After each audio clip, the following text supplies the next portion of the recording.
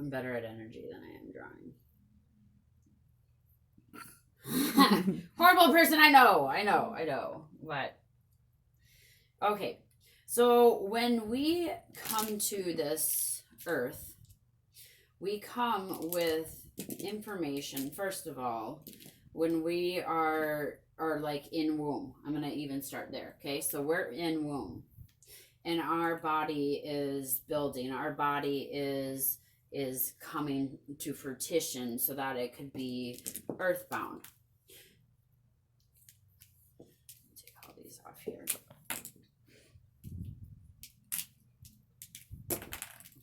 What is happening is that we have energies prior to us moving into this space that gives us advice. So let's say this is Tesla, and this is Jesus. Rosa Parks.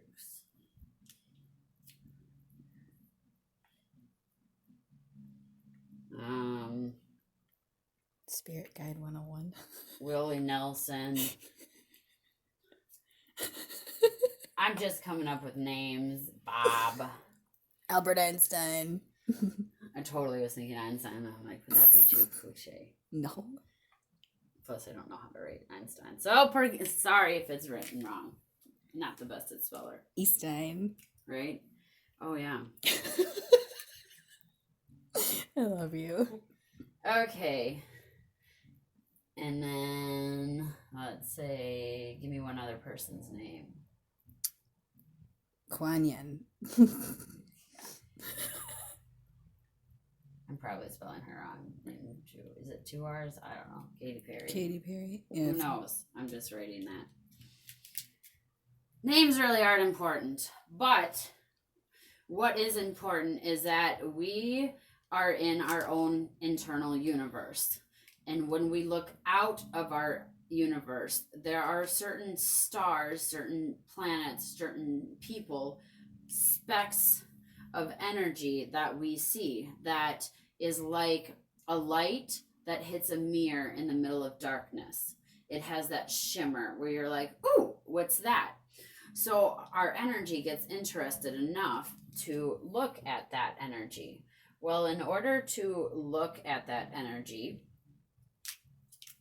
you then have to acknowledge that energy. And to acknowledge that energy means that these little particles that are these little dots within your body and your energy, you don't even have to have a body to have these, are going to be swapped. So your energy needs to trail this line and put in its data, and it trails this energy all the way back up there.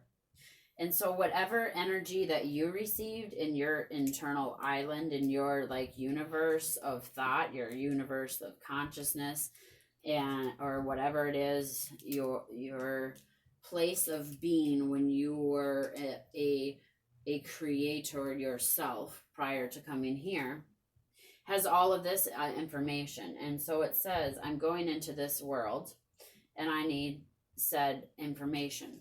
So you have kind of like what I call a spiritual council. And these spiritual counselors give this information to you, and they're like, hey, you need to know this before Earth. You need to know this before Earth. Maybe this is even Jupiter. And Jupiter, you're aligned with Jupiter at that time because that's your alignment of where your birthplace is. Maybe you have a few stars here and you're in alignment with those stars. And so you're receiving their light while they're there. But what you're doing essentially with all of these worlds, all these timelines, and all these universes, because they themselves are like a child in a womb. And realistically, everything and anything in this world is just a figment of our own imagination because we're in a virtual reality world.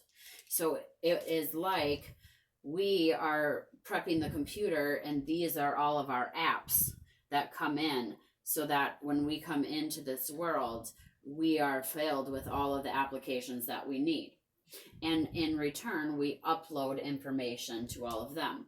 So in saying that, now you, when you come into this world, you're filled with particles of your council members, as well as yourself, and then you're also your parents.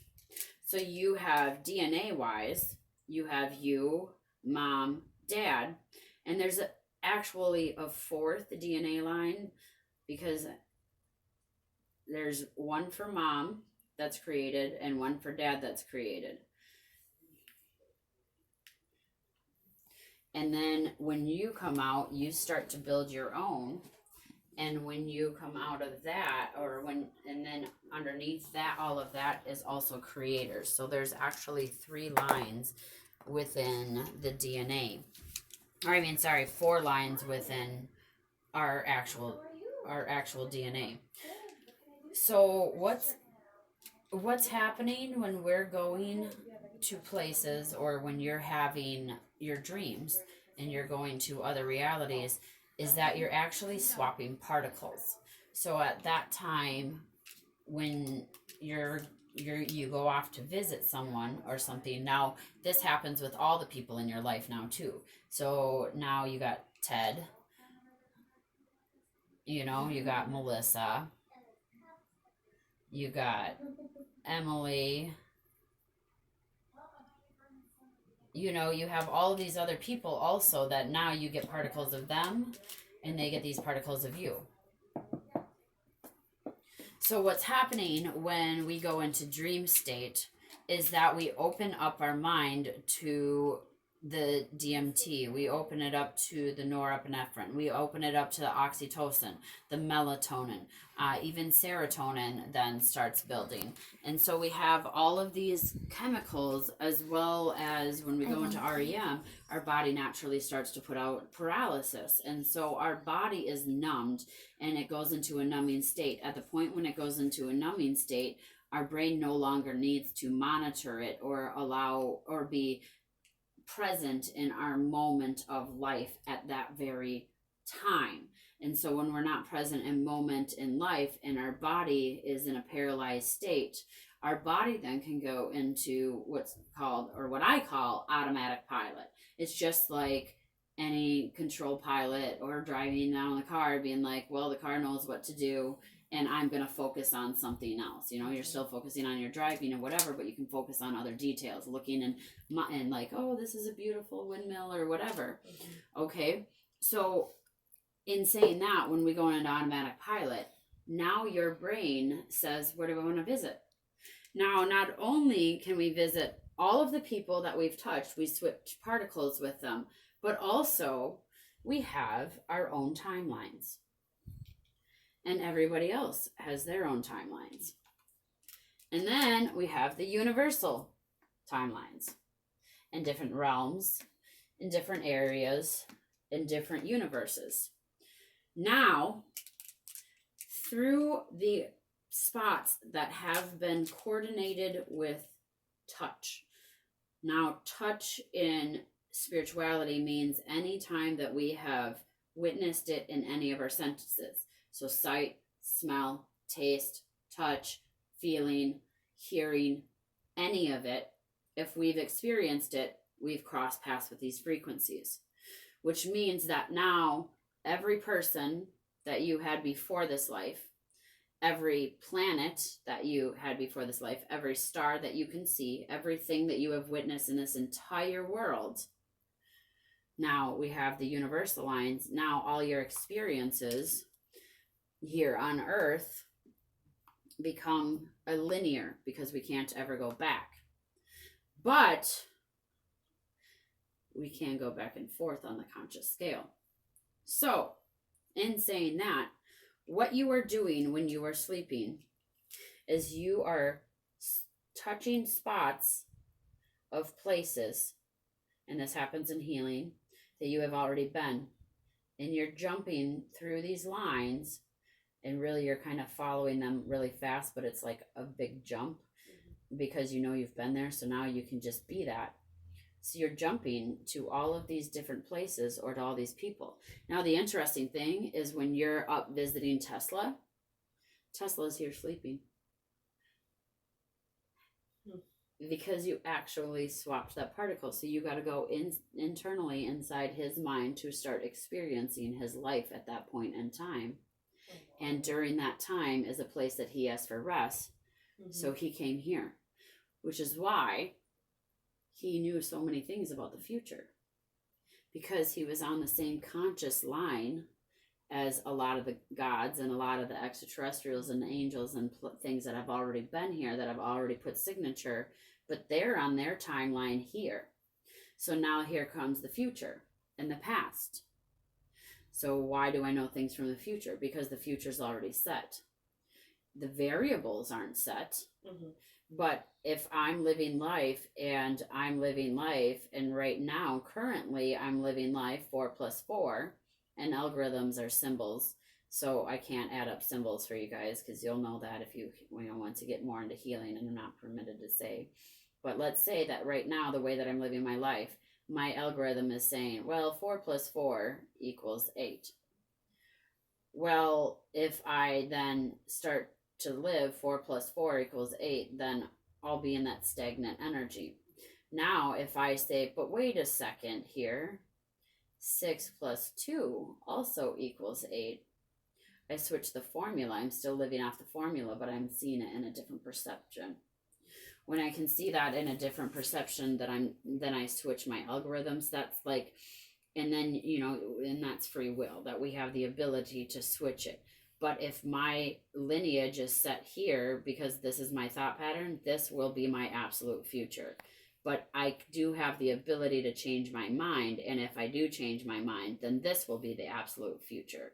So no matter what your free will is, we have the ability to change our mind, but we don't have the ability to change that future.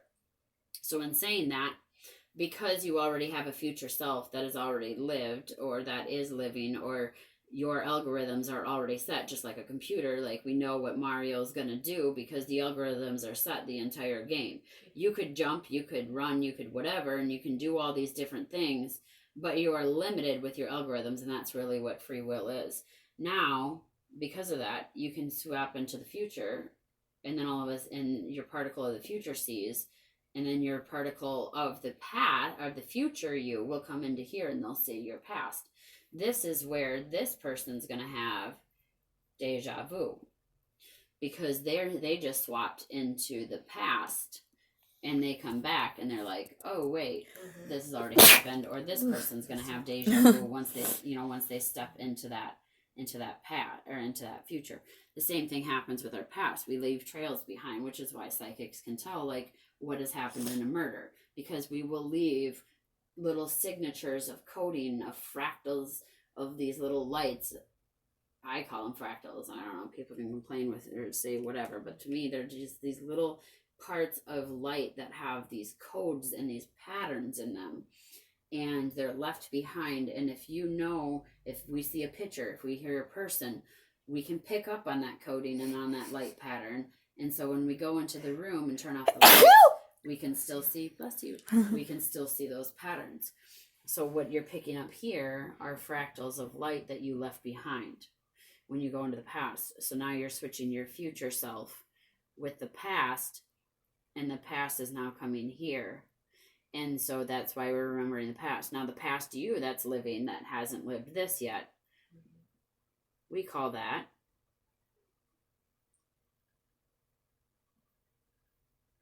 prophecy, which is what you had, which is what your lines are coming, because you're gaining all of these lines. I'm the worst writer, but that's what's happening now. Is if we visit the past, because the future always repeats itself, because the algorithms are already set, so we can't really change that. We can change perspective and maybe how our future is going to be, but it's already set. It's already in a lineage line set for the whole universe. So we're either in prophecy, present, or deja vu moments. So that's what's happening in your sleeping, is that you're going either forward or backward on the timeline that you're currently on, you're skipping over to universal timelines, or you're swapping particles with someone or something. It could even be a wall. This could be just a wall. And you picked up on the energy of the wall because you noticed it was yellow. And so now the frequencies of the wall and you changed, and now you're just a wall, so you get to be like observant of the entire room.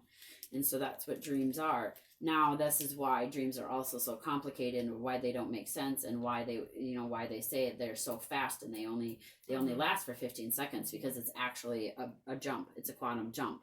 So like while you're in this spot, you're going to be in this present moment, but then all of a sudden, because our energy as humans can't stay and can't become stagnant, it always has to move somewhere. So you might now move to this line, and then move to this line, and then move to this line. So the dream pattern is going to be something like that.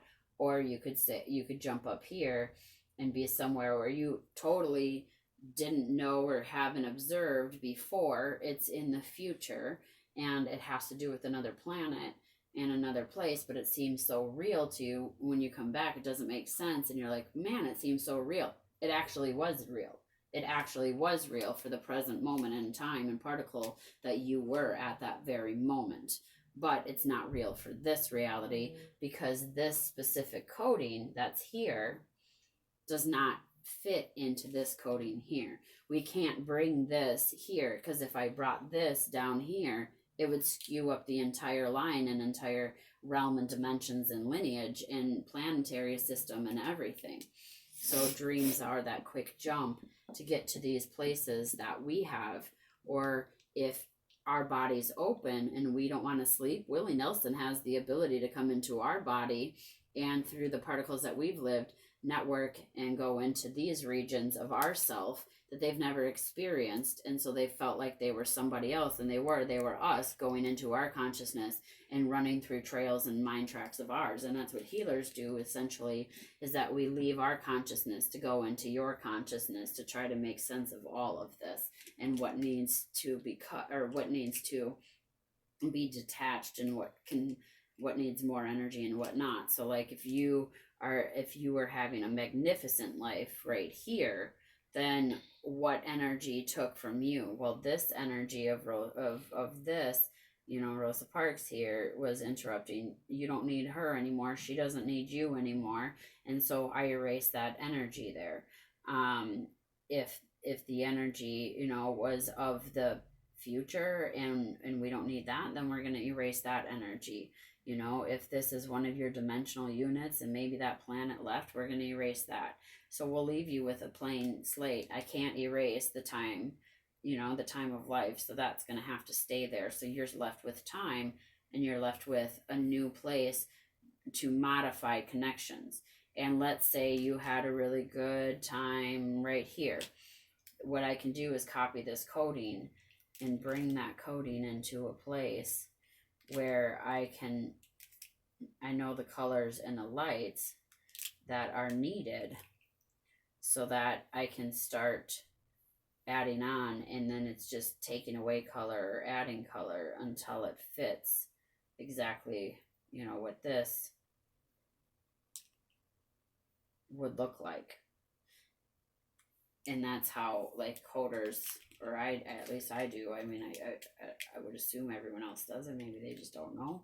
But that's essentially what a good coder or a good healer would do, is checking in and then finding what worked for them, bringing that into the place that didn't work, and then giving that energy. So like whatever energy that we didn't use here, you know, that Rosa Parks energy, we gave that back to her. So now she's more powerful there.